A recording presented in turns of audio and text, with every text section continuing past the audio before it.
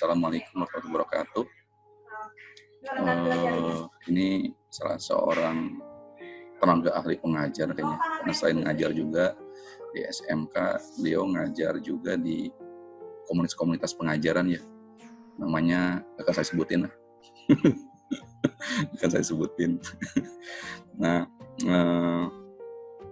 cuman memang saya tertarik kemarin tuh ngajarin matematik, yang notabene matematik itu adalah materi yang satu susah, kedua nggak tahu susah di mana juga, apa karena telat mikir atau gimana, apalah. Nah, cuman saya punya pengalaman juga tuh, ada guru fisika laki-laki, tapi karena bawaannya suka bercanda, jadi pada seneng tuh guru-guru itu. Gitu. Saya juga lupa namanya, Pak Sahar gitu, saya lupa lagi. Nah, tapi sampai sekarang malah pada ingat gitu. Nah, cuma kemarin yang dilihatin di Instagram itu, jadi kayak ngajarin sangat detail, langkah demi langkah ada gitu.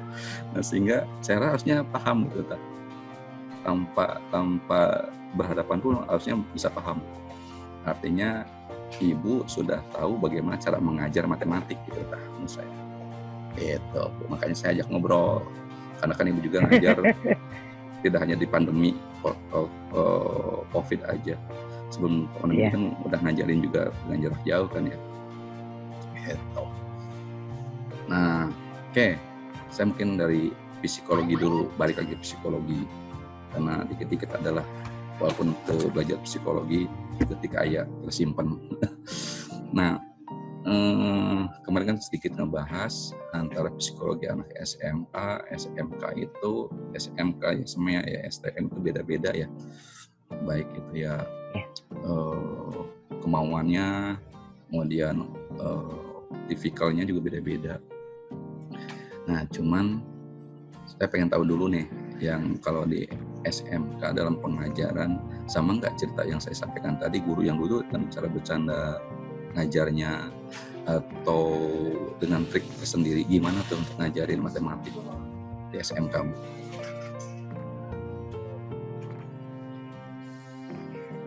Di SMK yang muridnya kebanyakan cowok semua ya, jadi yang dulunya STM. Sebetulnya ngajar di itu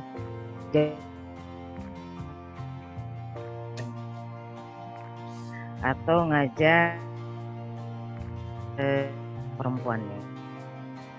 Hanya yang membedakan, karena anak cowok itu lebih di usia seperti itu, mereka banyak mencari kalau perhatiannya dengan cara sikap yang manja segala macam. Jadi kalau terutama saya guru perempuan menghadapi anak manja nggak terlalu sulit. Karena kalau yang manja diperhatiinnya gampang. Tapi anak cari dengan tapi agak sedikit agan. Anak-anak cowok di usia kayak mereka dengan bikin masalah. Perhatiannya dengan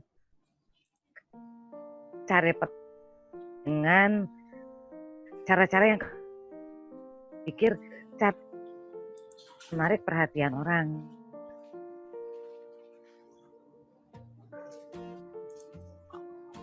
Ini sebenarnya itu. Saat saya ngajar anak-anak yang banyak laki-lakinya, biasanya bukan berarti saya nganggap mereka kayak bocah, bukan, tapi satu persatu butuh diperhatiin. Makanya suasana belajar biasanya sama saya dibikinnya nggak kayak kelas-kelas konvensional yang mejanya dari depan ke belakang, terus duduk berdua-berdua kayak gitu, enggak. Tuh.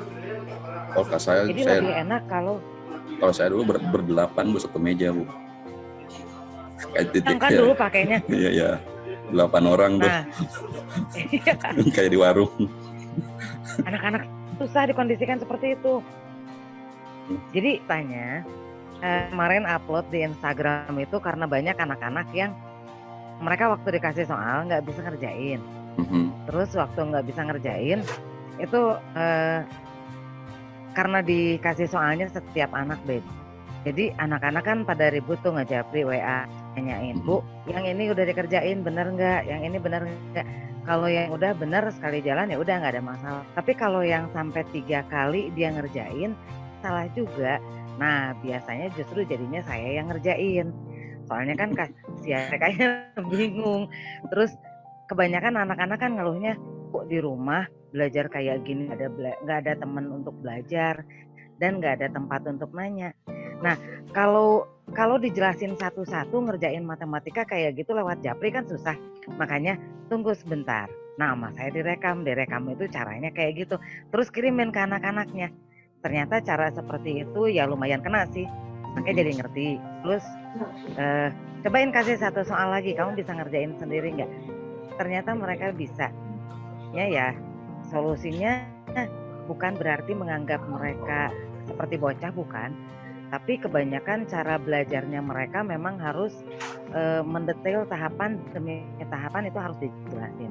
Jadi nggak bisa kita cuma ngejelasin garis besarnya aja caranya kayak gitu, lihat penjelasan saya nggak bisa.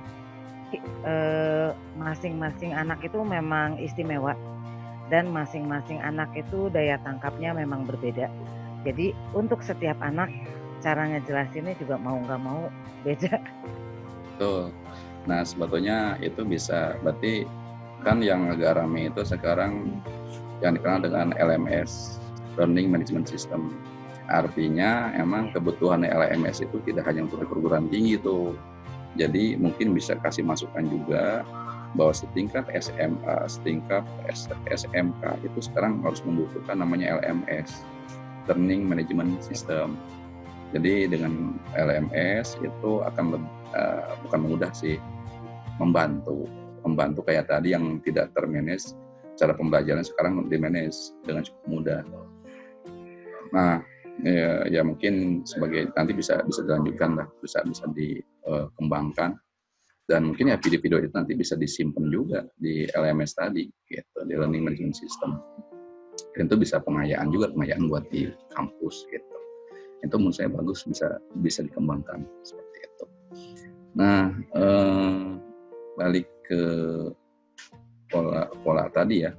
Nah kemudian selain tadi secara teknis pengajaran, hal yang perlu dipahami terutama khusus mungkin saya akan tentang yang saya bilang tadi kan, matematik itu gampang loh gitu. Hitung itu gampang loh, nggak susah banget gitu.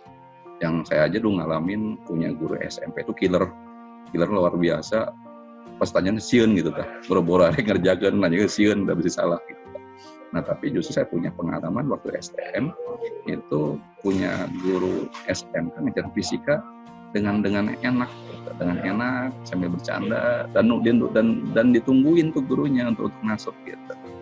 Semuanya orang senang gitu.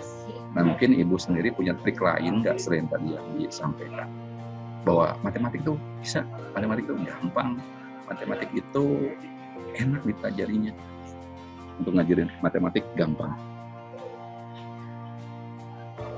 Triknya yang utama sebenarnya kita harus ngambil hati siswa. Jadi kalau menguasai materi itu mutlak harus dimiliki sama setiap guru kan, kemampuan utama dari setiap guru itu. Tapi di samping menguasai materi, yang utamanya guru itu harus bisa jadi figur yang diterima sama siswa. Soalnya gini, kalau sifat dasar manusia itu mereka bakalan mau belajar kalau merekanya sendiri udah kebeli hatinya. Jadi udah kebeli hatinya teh, si guru itu bakalan ditunggu kayak yang tadi, karena ada sesuatu yang mereka tunggu dari guru itu. Nah, kalau pada saat saya ngajar biasanya gini, diselipin cerita-cerita yang ada kaitannya antara matematika kehidupan sehari-hari. nanti yang ditunggu sama anak-anak itu. Jadi kalau misalnya sekarang lagi ngajar barisan dan deret nih. Barisan dan deret itu kan atau trigonometri. Trigonometri itu banyak dianggap paling sulit sama anak. Karena mereka ngebayanginnya itu kaitannya sama sudut, terus mereka harus menghafal sekian banyak angka, sekian banyak aturan. Nah, yang ada di pikirannya seperti itu. Nah, kalau kita ngajar sesuai dengan textbook dan kayak aturan-aturan trigonometri yang ada di buku, yakin 100% anak nggak akan mau ngikutin pelajaran itu. Dan mereka mikirnya, jangan naon diajar nu kitu. Da pas kerja mah nanti nggak akan ketemu sama sin kos. Rata-rata kan mikirnya gitu. Bu, udah kerja mah nanti paling ngitung duit. Nggak akan ngitung sin, kos, tangan, segala macam. Enggak. Terus nggak perlu kita tahu perbandingan trigonometri. Mereka ngomong kayak gitu karena mereka tidak paham konsep. Nah, jadi biasanya saya kalau masuk ke kelas, kalau masuk materi baru nih, kita mau belajar trigonometri. Biasanya yang paling anak-anak nganggap susah itu perbandingan trigonometri. Karena perbandingan trigonometri itu perbandingannya ada banyak, ada 6, terus sudut istimewanya sendiri ada 5. Itu aja udah 30 angka yang bakalan mereka hafalkan.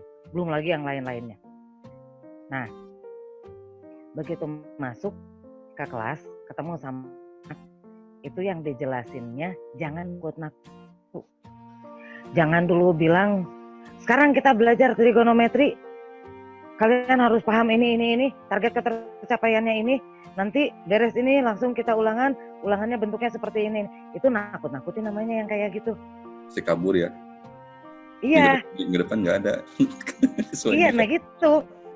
Pertemuan berikutnya, apalagi kalau kebagian jam yang kepotong sama istirahat, jangan harap pertemuan berikutnya anak bakalan ada.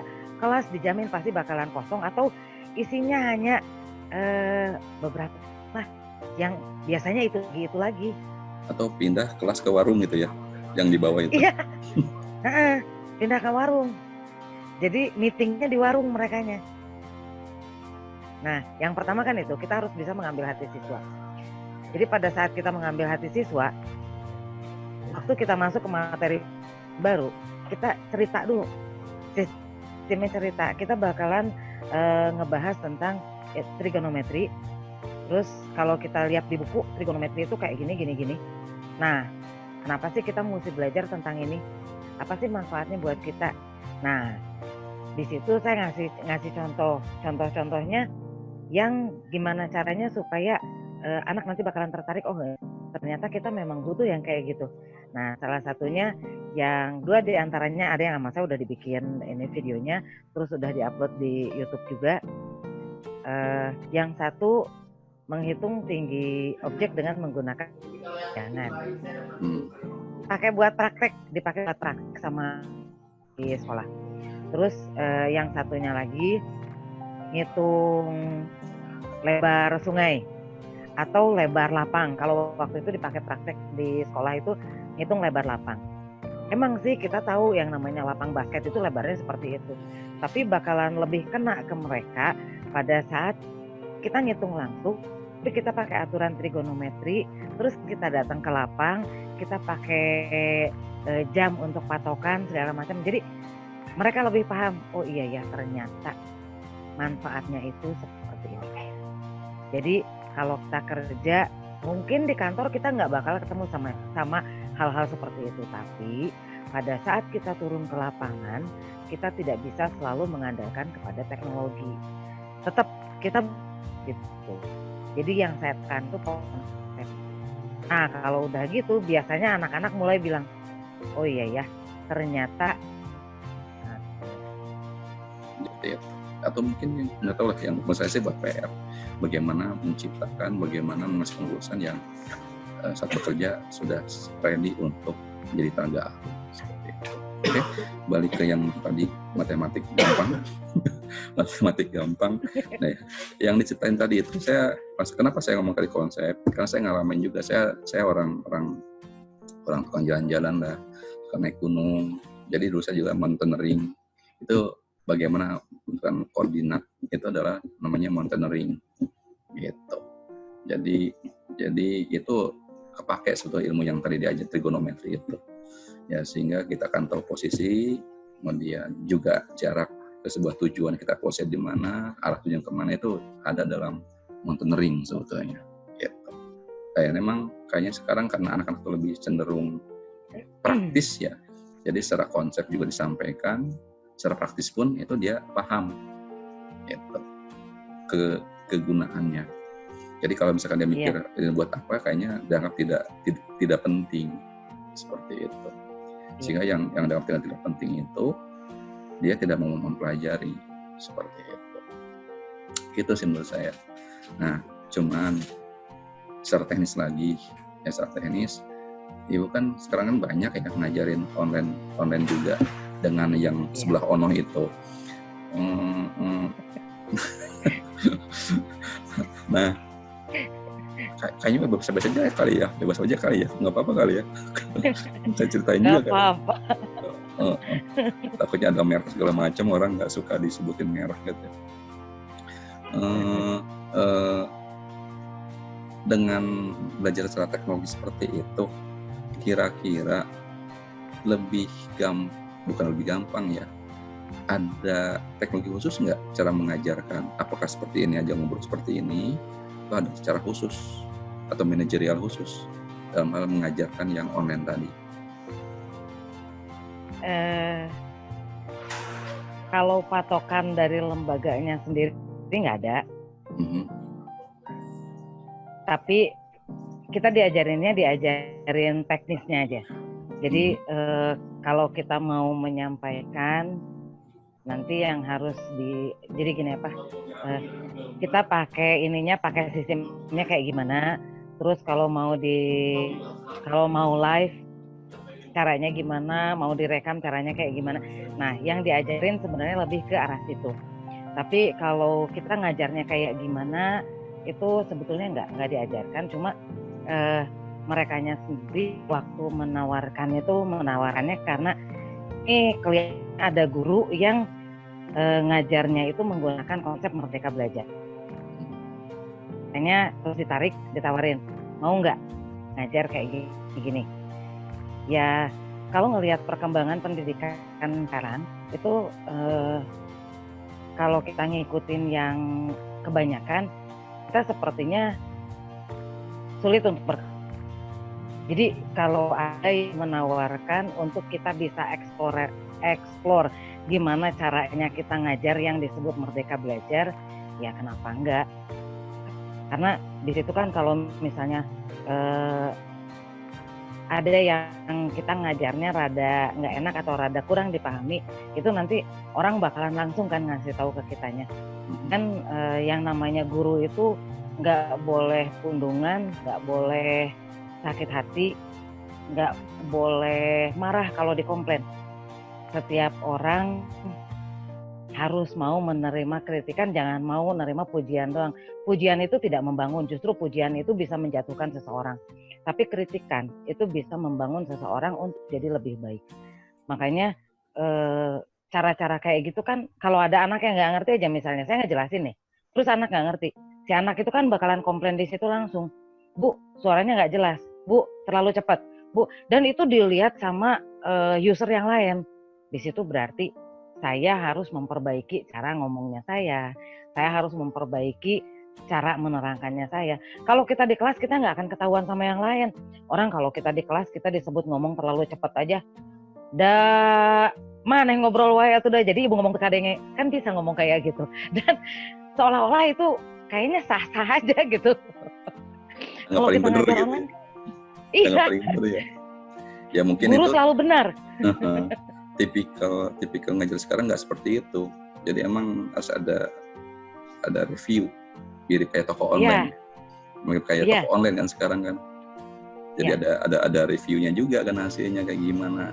Ya nanti juga ada review, kemudian ada apa lagi? Jadi kalau referensi sini mah gurunya enak kan diajar, nah jadi orang bakal seneng misalnya seperti itu kan ya. Iya. Jadi nanti pesertanya pun makin banyak gitu, kayak gitu kan ya? Iya, orang kan jadinya bakalan nyari. Jadi yang akan menentukan kualitas itu sebetulnya user. Kira-kira cara ngajarnya keterima nggak sama user? Bisa dipahami nggak? Soalnya kalau kita ngelihat kenapa anak-anak STM disebutnya kebanyakan negatif, sebetulnya mereka bukan negatif, tapi pemikiran mereka sebetulnya kritis. Jadi kenapa mereka nanyanya nyecer ke guru? Itu kan sebenarnya menunjukkan bahwa mereka punya potensi rasa keingintahuan yang besar. Tapi kalau guru ngerasa itu menjatuhkan, wayahna berarti gurunya yang tidak bisa bersikap legowo. Nah, kalau ada anak STM yang, ini anak cari perhatiannya kayak gitu, jangan salah, mereka cari perhatian seperti itu karena mereka memang pengen belajar benar. Karena mereka pengen mereka diistimewakan pada saat mereka diajar. Setiap anak kan memang istimewa. Gitu. Jadi kalau anak yang nggak ada di kelas, baru itu salah. Kalau anak yang ada di kelas dan mereka mau belajar, kalau kayak sekarang kita pakai Google Classroom, minimal mereka mau masuk aja, itu udah satu titik. Mereka ada kemauan. Masalah mereka bisa atau enggak itu urusan belakangan. Sebenarnya jadi tugas guru untuk menindaklanjuti. Nah sebenarnya gitu. Jadi jangan selalu menilai anak dari aja, karena positifnya juga sebenarnya banyak. Dan kalau kita mau menerima kritikan dari anak-anak, justru kritikan dari anak-anak itu yang paling telak. Soalnya apa? Pada saat mereka ngomong, mereka nggak akan mikir si guru ini bakalan tersinggung atau enggak. Mereka nggak akan mikir ini menyangkut nama baik atau enggak. Enggak, mereka nggak terlalu berpikiran seperti itu. Jadi yang mereka ungkapkan pada saat mereka komplain itu sebenarnya pure apa yang ada di hatinya mereka. Kalau kata saya sih justru yang gitu yang bagus. Berarti begini ya, jadi akhirnya guru ataupun mungkin ya pengajar lah, pengajarkan umum ya semuanya. Jadi kan ada tanggung jawab dua hal. Satu adalah menyampaikan pengetahuan, kedua adalah membina, ya enggak, membina mental. Artinya kalau ada yang tidak tepat, tidak baik, itu harus diarahkan. Enggak seperti itu. Nah sehingga yang tadinya tidak tahu jadi tahu, yang pengetahuan atau sikapnya kurang baik menjadi orang yang cerdas. Seperti itu kali ya? Iya, kan tugasnya guru itu mendidik dan mengajar. Konsep mendidik itu beda sama mengajar. Kalau mengajar kita hanya transfer ilmu. Apa yang pernah kita sekolah cuma gitu doang kan. Berarti kalau guru cuma ngajar, gampang banget. Baca, sampaikan, udah, peduli amat anak ngerti atau enggak. Itu namanya itu konsep dasar mengajar. Tapi kalau mendidik kan enggak. Kalau mendidik kan lebih ke perubahan sikap. Nah, tanggung jawabnya guru itu besar karena dia punya tanggung jawab untuk mendidik dan mengajar. Bukan hanya mengajar, tapi dua-duanya. Bukan hanya mendidik, tapi dua-duanya harus kena. Yang beratnya kan sebenarnya itu. Nah, sebetulnya kalau ditingkatkan, kalau di lingkungan saya namanya adalah ada dua konsep yang basicnya sama. Yaitu adalah soft skill dan hard skill.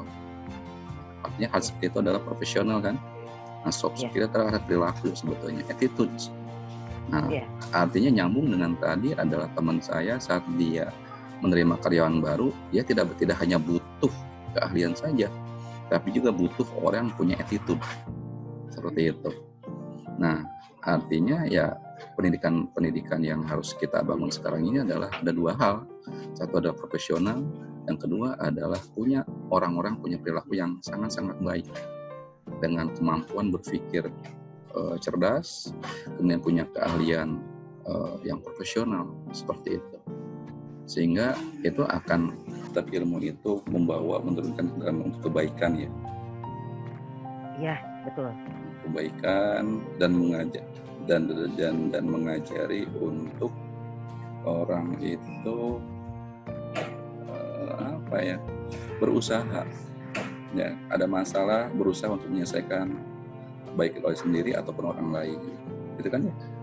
Punya teman harus nanti saling berbagi atau saling support, itu kan ya. Dan akhirnya ngapain juga nanti saat berorganisasi atau ngobrol dengan orang lain itu adalah secara sosial itu sudah bisa terbiasa di masyarakat sebetulnya, itu kan ya.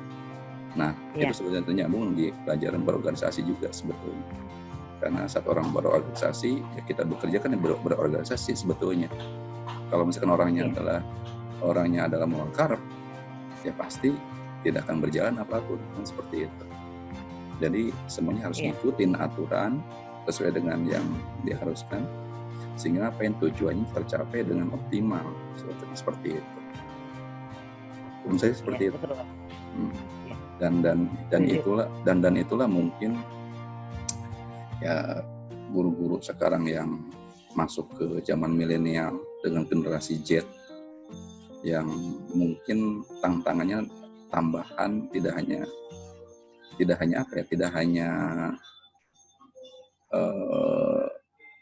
ngasih pelajaran, tapi juga adalah bagaimana memberikan pemahaman yang anak-anak itu sudah paham duluan dengan cara teknologi. Ya dengan game kan sebetulnya mengajarin juga secara tidak langsung. Ngajarin, kadang-kadang anak-anak kan tidak disiplin juga akhirnya dengan main game. Tidak disiplin makan, tidak disiplin main, harusnya mesti main. Kenapa? Hanya megang handphone doang kemana-mana. Kayaknya ngapain? Dia tidak punya sosial di masyarakat. Cenderung ngapain? Cenderung lagi adalah dia lebih introvert orangnya. Gitu, menurut saya seperti itu. Iya, sibuk dengan diri sendiri. Ya, betul, dengan diri sendiri, seperti itu. Ya oke lah, nyambung sana nyambung sini. Tapi yang paling mendasar saya selalu bilang, ilmu itu yang benar bakal nyambung kemana-mana. Termasuk yang nggak benar juga bakal nyambung kemana-mana. Menurut saya seperti itu. Tapi ya beruntunglah yang kita bahas ini, mudah-mudahan yang bermanfaat. Ya buat saya, buat orang lain juga. Gitu. Oke lah, sesi sekarang cukup. Terima kasih ngobrolnya. Nanti kita bahas yang lain ngobrolnya gitu. udah ada manfaat. Siap, anytime. Amin. Ya, mohon. Assalamualaikum warahmatullahi wabarakatuh. Waalaikumsalam warahmatullahi wabarakatuh.